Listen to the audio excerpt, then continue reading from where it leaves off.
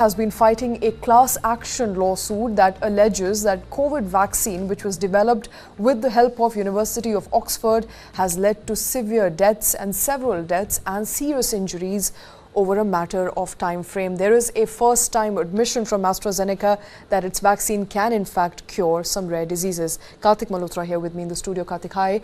This is the first such U-turn by AstraZeneca, which has so far denied that its vaccine is harmful in any way whatsoever.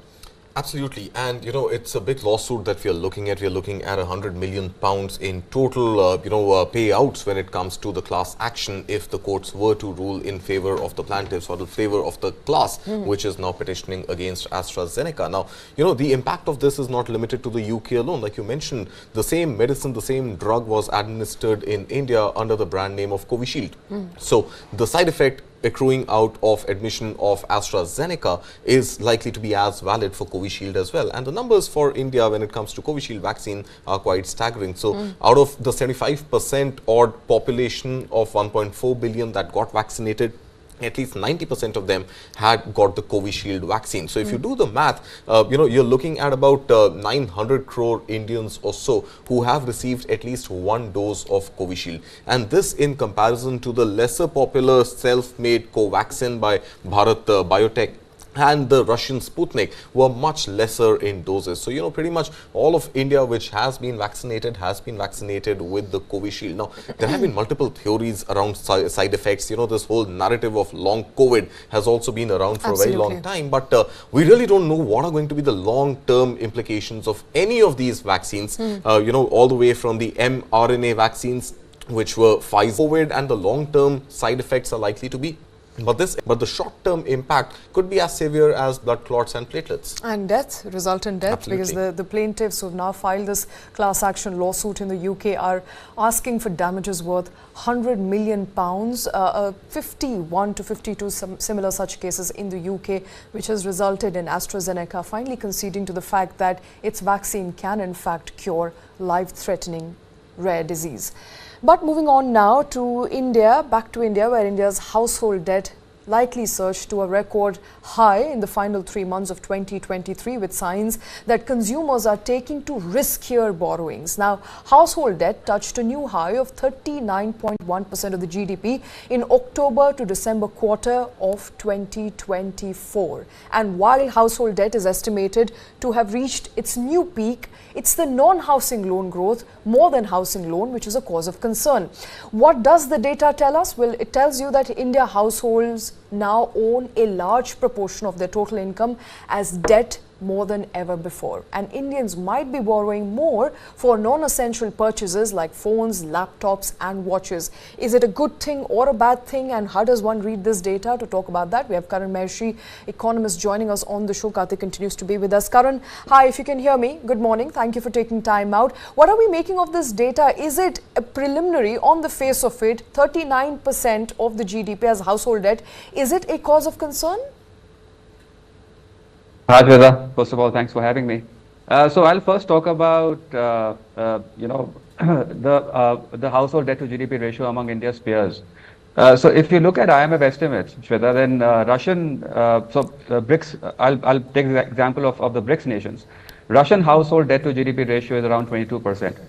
China's ratio is around 62%. And South Africa's ratio is around 35%. Household debt to GDP ratio among Western European and North American nations averages in the range of 65 to 70%. So India's ratio of 39% is high, but not unsustainably so, in my opinion. I am therefore with the view that India's rising indebtedness has to be looked at from 2 points of views, that is both positive and negative. From the positive point of view, Shweta, I think these rising household debt levels are pointing towards a strong consumerist force that drives India's domestic economy. Therefore, indebtedness can be associated with households' rising propensity to consume and is a function of rising demand for cars, houses, consumer durables and non-durables. This is also in line, in my opinion, with the spirit of India's domestic demand-driven economy status. But at the same time, this can also be considered as a harbinger for misery for the Indian economy. Looking at the exponential growth, as you were also pointing out earlier, in non-collateralized loans, it is clear that households are either consuming beyond their means or augmenting their income to repay previous unpaid debt. This also means that for households, persistently high interest rates have raised debt repayment costs, and the quantum of debt has risen faster than the quantum of household income. This is because household consumption expenditure as a proportion to the GDP in real terms has fallen lately. Even though there is not much data available, but I reckon that COVID-19 pandemic has probably not only reduced household incomes, but has also led to significant impairment of economic capacities, raising unemployment levels. Since India has no official unemployment metric, a lot of unorganized sector unemployment is not recorded by the system. This, along with falling savings with household liquidity as a proxy, I'm talking about here, which is of course correlated with rising debt levels, needs further study. All right. I want to just simply break it down before I let Karthik come in here for the benefit of our larger audience. What essentially is happening here, or what I am reading into the situation, is that obviously India's propensity or India's consumption expenditure is going high, which means an average Indian like you and me wants to buy more than what our income will allow us to, and therefore we are taking on more debt. Isn't this also a reflection on the fact that we're not earning as much as we desire to, but our consumptions and our consumption patterns are telling us that we are buying a lot more than what we can afford in the interim? So I think, Shweta, I always give this, I talk about the story of the Kuznets curve. So I think you have to look at it from what Simon Kuznets suggested half a decade earlier. So Kuznets curve basically peaks at the level where a country reaches middle income status as far as per capita incomes are concerned. So given the fact that India is now almost at the brink of middle income status, I think we have peaked as far as the Kuznets curve is concerned. When this happens, citizen participation in the political discourse rises, inequality levels that we have already been discussed so many times, levels are at their peak, and nationalism is a matter of social cohesion. This is also the time when I think demonstration effect, which is also a very, very important component here, has a significant influence over citizens, and consumption is a byproduct. Therefore, I think it's also to do with India's current socio-economic status and aspirations. And probably this is a natural process of economic evolution and will run its course. So I think we have to see how things evolve from here. But at the same time, Shweta, I also want to give the example of what happened in China about 15 years ago. So I always say that India is roughly 15 years behind China as far as socio-economic is concerned. So if you read the reports, then about a decade back, young Chinese were actually selling their body parts to buy Apple products. Such is aspiration. So I think demonstration effect is now taking hold in Indian society. And I think liquidity, household liquidity generally comes down when this happens. Okay. Shweta, I just want to add to this, while we look at this data in isolation, it seems like a big headline, 39% of the GDP is household debt. But what we are essentially doing, and that's something that Karan also alluded to, what we are essentially doing is that we are deferring the payment of buying an aspiration. Which means I'm taking a loan to buy an iPhone today, or I'm taking a loan to buy a car today. Since you mentioned most of this is non-housing debt, which means I'm not talking about a home loan just as yet. Not a physical asset. Rest of them are also physical assets, or not, depends, because they are depreciating in value. But I want to buy a car. I don't end up saving as much to buy a car on down payment. Instead, I make the purchase today and I pay for that car in equal installments. I want to buy an iPhone today. I am actually making the consumption today in this moment, contributing to the GDP and to fulfilling of my aspirations today, and paying for it subsequently in equated monthly installments. Now, what would be a cause of concern for me would be if the default rate on these loans goes up. And that, to my mind, and that's something that the chief economic advisor has also written in his Mint column today, where he's saying that the default rate on unsecured loans, which are about 1 lakh rupees or less, is less than 1%. And there are enough weights that the RBI has mandated banks to keep aside for catering to such eventuality where somebody is unable to pay this debt. So to my mind, as long as the default rate is low, then what we are doing is we are paying later for an aspiration that we as a society are fulfilling today. And that is contributing to India's GDP growth today, rather than a build-up of savings which can lead to consumption on the day after. Okay, so it may not necessarily be a black or a white situation, Karan. Would you agree with that from an economic point of view? And socially, I may disagree with that theory, to buy today so as to, make sure that a substantial part of your income tomorrow will go towards paying your debt. But economically, it's not that bad after all. Absolutely, Shweta. And I totally agree with what Karthik just said. So basically, it's all about, as I was mentioning, it's about demonstration effect. So, and that's how human psychology functions. So, if you look at what consumer psychology also says, it's a Maslow's hierarchy. So you move up the value. So when your basic needs are met, then you move up the Maslow's hierarchy, and then you aspire for electronics, white goods, cars, and houses. So for example, in Western Europe and other developed countries, the aspiration is more expensive cars, luxury lifestyle, yachts, etc. So that's how economic evolution happens, and I think India is on that course. But at the same time, there are also vulnerabilities that each nation faces when this evolution happens. And I think we have to be mindful of those. But at the same time, we should not say that India probably economically is vulnerable as far as macro stability is concerned, because I'm not really sure whether that would happen. Every nation on earth goes through this transition, and India is on that course.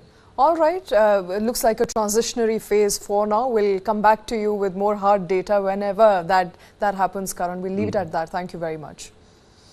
Thank you very much. But moving on now, the Uttarakhand government has finally kicked into action. It has suspended licenses of 14 products of Patanjali by an order dated 15th of April. A criminal complaint has also been filed against Ramdev and Acharya Balakrishna for violating the Drugs and Magic Remedies Act, that is for false and misleading advertisements. Now, the action comes amid a hearing in the Supreme Court against Baba Ramdev and Patanjali's managing director Balakrishna for disobeying court orders that forbade Patanjali Ayurveda from running misleading ads on health cures. It continued to do so till recently, but were reprimanded by Supreme Court and made to offer a public apology. That public apology was published in various newspapers.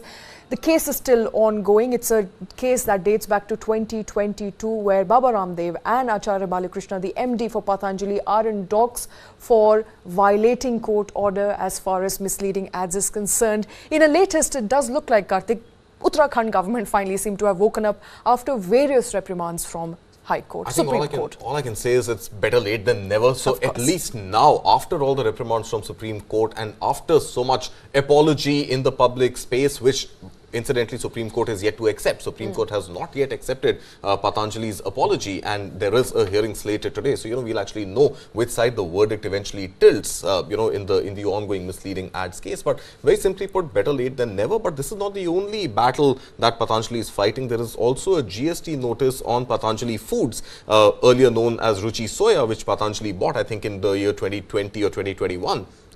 Amounting to about 27 crore rupees or so. So, that is another headwind pretty much in the Patanjali Foods business, and the Ayurvedic advertisements which were promising, gullible customers that they would be a cure for the illnesses and very serious illnesses that they are facing are no longer seen in newspapers. So, I think better late than never, both in the case of Patanjali, now finally, hopefully putting a complete full stop to those misleading ads, and the Uttarakhand government to kick into action and cancel those licenses. Some would say a little too less, a little too late, but nonetheless, it's happening finally. It does look like Uttarakhand government has finally woken up after that reprimand from the Supreme Court and has taken against Patanjali Ayurveda, has told Patanjali Ayurveda to refrain from misleading ads, and has also cancelled license for at least 14 of its products. But moving on now, Corporate Affairs Ministry has cleared the appointment of Hitesh Kumar Sethia as the Managing Director and Chief Executive Officer of Jio Financial Services for 3 years. Now, Sethia is a former executive from McLaren Strategic Ventures. He is a top financial services executive with over 2 decades of experience. He spent most of his career at ICICI Bank, with functional experience in leadership roles across departments, including credit, retail banking, transaction banking and corporate banking, at least in a sense giving us some sort of headway as to where Jio Financial Services is headed from here on. I'm still not too sure of that, Shweta, but we definitely know it is going to be a challenger to the NBFCs out there. It is going to be a challenger to the fintech space, and I don't think it has yet applied for a pure banking license. So maybe we are not looking at a full-fledged bank in the form of Jio Financial Services, but it is definitely going to compete with the likes of Bajaj Finance. It has applied and has received an AMC license as well. So we know mutual funds is something that could be coming through the Jio Fins table. And in addition to that, all other mutual funds, absolutely, NBFC, insurance, AMC as well as insurance products. So that is the kind of mix that we are looking at under perhaps now Hitesh Sethya's leadership. All right. I think that perhaps is going to lay some grounds on what's to come up as far as Jio Financial Services is concerned, but we're going to leave it at that. We'll be back after a very short break.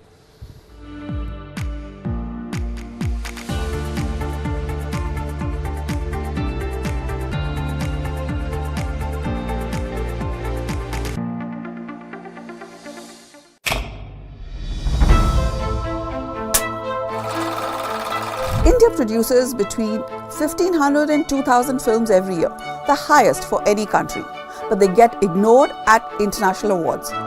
The Oscars are basically American national awards for themselves. You're not going to be able to make a better pizza than an Italian chef. You're not going to be able to make a better sushi than a Japanese chef. Will you make better khichdi than a Japanese chef? Right? So I want you to taste my food. We are making cinema that we are proud of.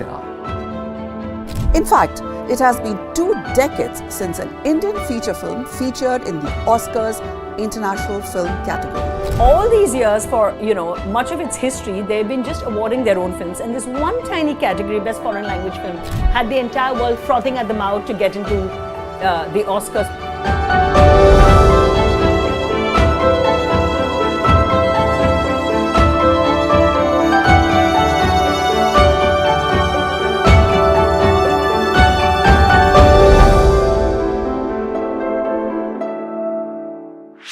This and more. Streaming on News 9 Plus. News is now content. Subscribe and get free vouchers.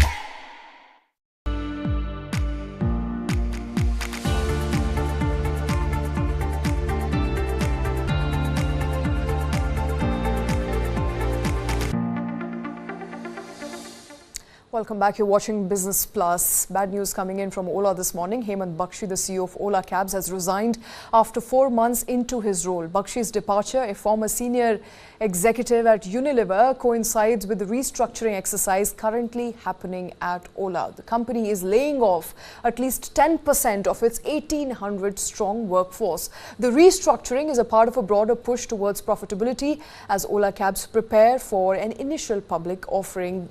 Right before that IPO, which is scheduled for a couple of weeks from now on, it does look like Ola is letting go of people. Yeah, I think it'll be more than a couple of weeks. I'm looking at least a few more months before, those red herring perspective is filed and Ola does go ahead with its IPO. And through that IPO, Ola Cabs is looking at raising about $500 million. So it is a big IPO and fairly meaningful when it comes to the magnitude and what it can do for Ola. Now, it's interesting, the juncture at which Ola is right now. It's literally at a crossroads where there are multiple factors under its consideration.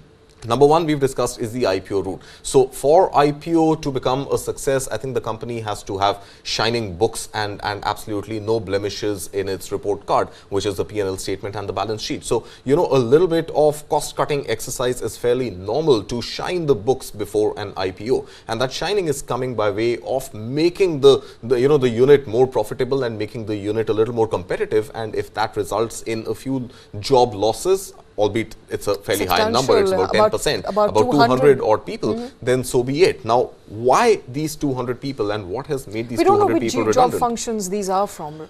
So what the reports are indicating right now is that it is across functions. But, I think what makes these 200 people absolutely dispensable at this time is Ola founder Bhavesh Agarwal's AI venture called Q3. And if I were allowed to do a little bit of a wordplay there, it is literally resulting in a crew trim at Ola. And AI is actually making these 200 job roles absolutely redundant.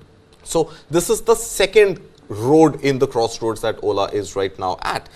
Third in this crossroads is the fact that Ola is now looking at migrating its entire fleet to electric. And when you move the entire fleet to electric, you're obviously then investing in other aspects, which include charging stations and, of course, a full rejuvenation of the fleet. And this fleet, incidentally, not most of it is owned by Ola, and there are partners which buy the cars and then ply them on roads under the Ola app user interface. And now the fourth and equally important one is that there is already competition heating up in the cab aggregation space. And a major, fierce competitor which is emerging right now is in the way of Blue Smart. Okay. And Blue Smart, already 100% electric, operating only in 2 cities, including Bangalore and Delhi NCR, is already a challenger to Ola and Uber both. In fact, if you look at the revenue that Blue Smart has made over the last 1 year, you're looking at almost 20% of the revenue that Ola makes from a cross-country operation operating out of just 2 cities in the case of Blue Smart. So there is going to be this electric mobility shift. There is going to be cost competitiveness ahead of the IPO, and this whole migration to electric mobility is something which is making Ola take very, very strong decisions right now. I'm not sure which part of these crossroads directly coincides with a very short stint of the Ola CEO who has just moved on in just a few months. And is it a misalignment of vision? Is it perhaps, the CEO not being on board with AI interfacing and this whole shift to electric mobility? What we definitely know, which has happened under the CEO who served a very short time at Ola, is the fact that global operations at Ola were folded up. So New Zealand, Australia, and 1 or 2 other countries where Ola was operating outside of the shores of India has now completely collapsed, and all the energy is focused towards electric mobility here in India. And Bhavish Agrawal will be back as the CEO, at least in the interim, after Bakshi's... I think that's the beauty or the challenge with startup founders, right? That every time there is a churn in the organization, you've got to come back in the driver's seat. We've seen that happen with Byju's as well. And I think, you can't really have the kind of succession planning that large listed companies have when it comes to younger companies. So, you get somebody laterally from another organization, and when the course is run, you've got to come back into the driver's seat. All right. So, a mixed news there for Ola as far as its IPO is concerned. That could happen in the next couple of months. But for now, it is expected to let go of at least 200 of its employees in the next coming couple of days. The CEO has also now resigned. But with that, we've come to the end of this show. Thank you very much for watching.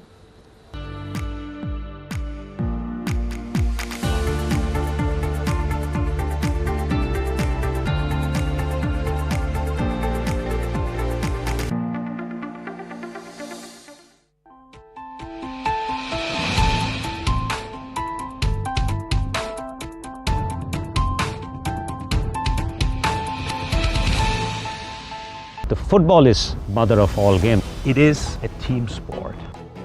The leadership attitude is taking the ownership. It's always a big responsibility to take decisions, and the right decisions. I always question the stereotypical. And that's why you are in that position. This and more. Streaming on News 9 Plus. Subscribe and get free vouchers. 40 countries, 1,000 multilingual bookstalls, 1.25 lakh people, one destination, the New Delhi World Book Fair 2024. So it's a great honour to be here. Thank you to the National Book Trust and those that have embraced us over recent days. I was at the London Book Fair once and I had not participated here, but this fair is an ocean and it's beautiful. This should be your annual spring picnic. Through the power of knowledge, we are going to create responsible citizens, global citizens with global skills and also global responsibility.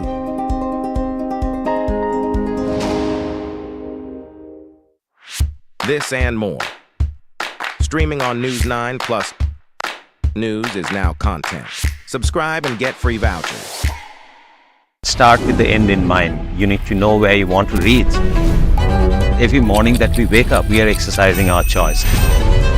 The destiny is decided. The results are known that I'm going to win. Life of a goalkeeper is something which has always intrigued me. When you come into a stadium, this is the highest level of pressure. When I set out to do something, I decide in my mind that failure is not an option. What you feel very strongly about, those are the stories to tell. I have a mind which is absolutely restless. Mind and body are entangled sensations. That brings me back to golf. It's an amazing game. This is not a perfect game. You only learn from them. If you have a formula to a success, then you can replicate it. I feel this is my first step. I'm starting now. Winner is first born in the mind. I think, therefore I am. We are all about our mind.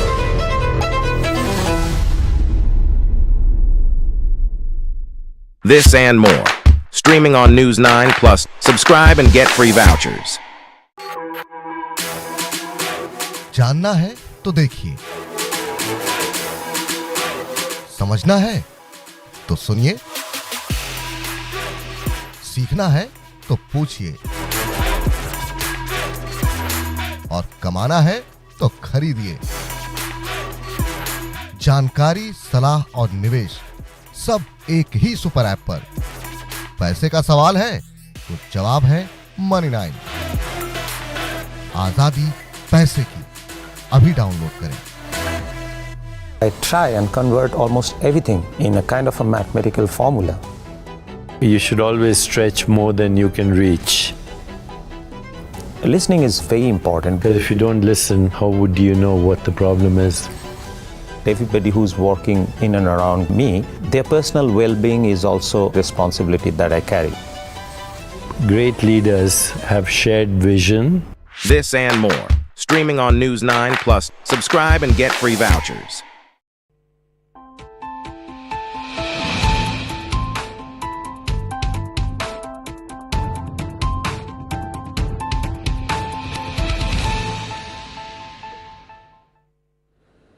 Hello, good morning and welcome back on News 9 Live. I'm Shriya Kundu, back here with all the latest updates on the top stories of the day from across the nation and around the world.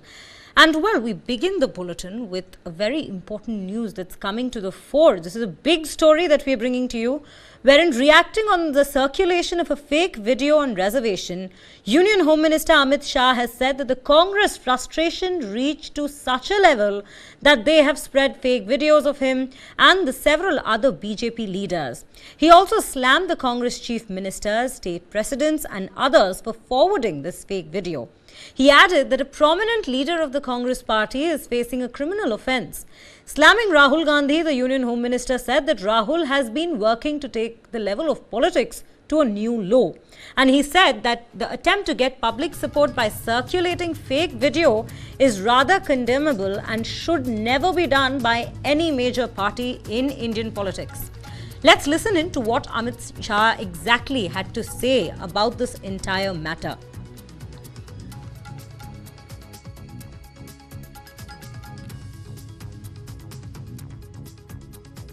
उनकी हताशा, निराशा इस स्तर पर पहुंच गई है कि उन्होंने मेरा और कुछ भाजपा नेताओं का फेक वीडियो बनाकर सबके बीच में सार्वजनिक की। मुख्यमंत्री, प्रदेश अध्यक्ष, इस कक्षा के व्यक्तियों ने भी इस फेक वीडियो को फॉरवर्ड करने का काम किया। अब स्पष्ट हो चुका है। सौभाग्य से मैं जो बोला था उसका भी रिकॉर्डिंग हुआ था, तो वो रिकॉर्ड हमने सबके सामने रखा। दूध का दूध, पानी का पानी हो गया और आज कांग्रेस पार्टी के प्रमुख नेता क्रिमिनल ऑफेंस को फेस कर रहे हैं। ये जो कृत्य है वो उनकी हताशा और निराशा का द्योतक है। जब से राहुल गांधी कांग्रेस की कमान संभाले हैं, राजनीति का स्तर नीचे नीचे नीचे ले जाने का काम कर रहे हैं और ये इसका चरम, लोकसभा में चर्चा न हो देना, राज्यसभा में बहिष्कार करा देना, शोर शराबे करना और निराधार झूठ बोलकर प्रजा में भ्रांति फैलाने का काम लगातार उनके नेतृत्व में कांग्रेस पार्टी कर रही है। और मैं मानता हूं कि अब फेक वीडियो सर्कुलेट कर फर्जी टाइप का जन समर्थन प्राप्त करने का ये प्रयास ये बहुत निंदनीय है और भारतीय राजनीति में किसी प्रमुख दल के द्वारा कभी ऐसा नहीं किया गया।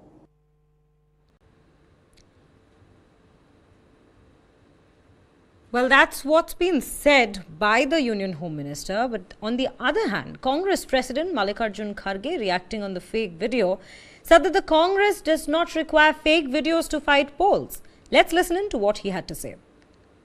वीडियोस बनाने का एक्सपर्टाइज उनके पास है, सोशल मीडिया से लोगों को बदनाम करने का उनके पास आइडियाज रहते हैं, जो भी लोगों को इमेज को बर्बाद करने का काम वो लोग करते हैं।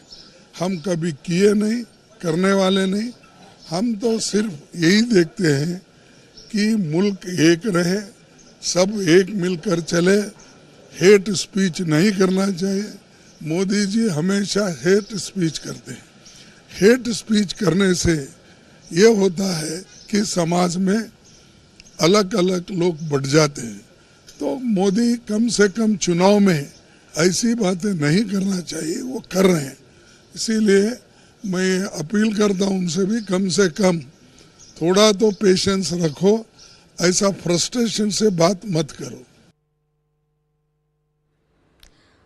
Well, while these are the point of views that have been put forward by the Union Home Minister and the Congress President, we also have the Prime Minister now remarking on this entire issue. Let's listen into what he had to say over the matter. ये लोग इन दिनों technology का उपयोग करके fake video बना रहे हैं।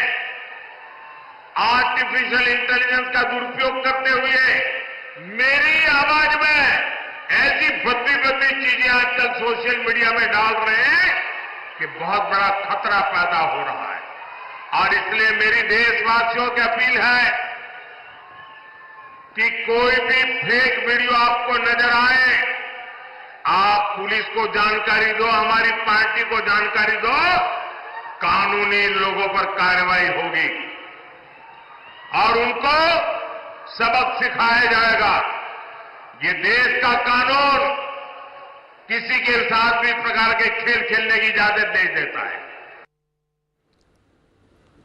Well, so that is the political aspect of this entire story. But now let's take a step back and look at all that's happened and developed into the story so far as in fact the probe also goes. Now the Delhi police has summoned Telangana Chief Minister and Congress leader Revanth Reddy in connection with the doctored videos of Union Home Minister Amit Shah being circulated on social media platforms.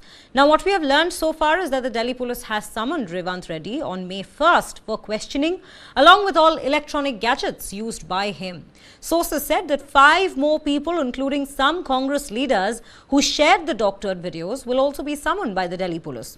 Additionally, Assam police has arrested 1 person in connection with the case. Reacting to the summons, Revanth Reddy has also accused the BJP and slammed the Prime Minister Narendra Modi of using Delhi police for its political gains. Let's listen in to what the Chief Minister had to say. Modi ji, आज तक Amit Shah ji ED, income tax, CBI को इस्तेमाल कर रहे थे चुनाव जीतने के लिए। अभी मेरे समाचार मिला है तेलंगाना कांग्रेस पार्टी ऑफिस में दिल्ली पुलिस पहुंचा हुआ है।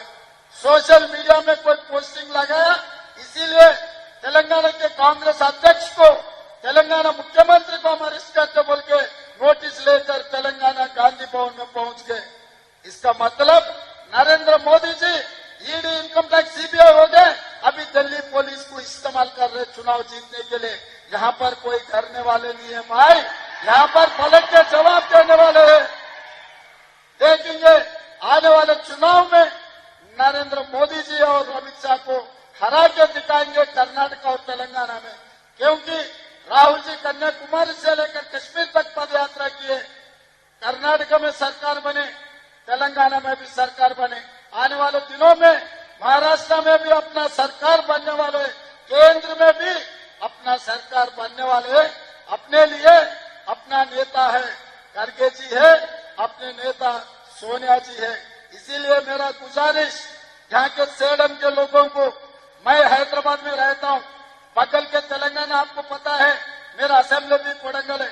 आप लोगों को कभी भी जरूरत पड़े मुझे एक आवाज दो, मैं यहाँ हाजिर हूँ। Now, if we look at what the BJP has alleged so far, BJP has alleged that an old video of Amit Shah discussing the removal of the 4% unconstitutional reservation for Muslims in Telangana was edited to falsely depict him calling for ending reservation during a recent Lok Sabha election rally. The complaint also alleged that the doctored video was allegedly shared by the official Telangana Congress platform X handle, and subsequently the several party leaders reposted it as well. So this is what's developed so far into the story, and as we are getting updates, we're bringing it to you. But right now we will shift our focus to a different story, because this is also with regards to certain videos that have come to the fore. Facing heat over the alleged sexual abuse by Prajwal Ravanna, the JDS is likely to suspend Hassan MP from the party after its core committee meeting today. Prajwal Ravanna's father, HD Ravanna, has insisted that his son has not fled the country and is ready to face the law. Speaking to reporters in Shivamoga, JDS State President HD Kumaraswamy said that Prajwal would be suspended following the party's core committee meeting. Let's listen in to what HD Kumaraswamy had to say on this matter. Destroyer of the moment, those people. This is my question. Don't worry. Why you so worried? What action will JDS take on Prajwal Ravanna? Yes. No. Why you have to take the decision? Why you have to take the decision? Any proof is there? We will take it. Don't worry. You don't hurry. We will, because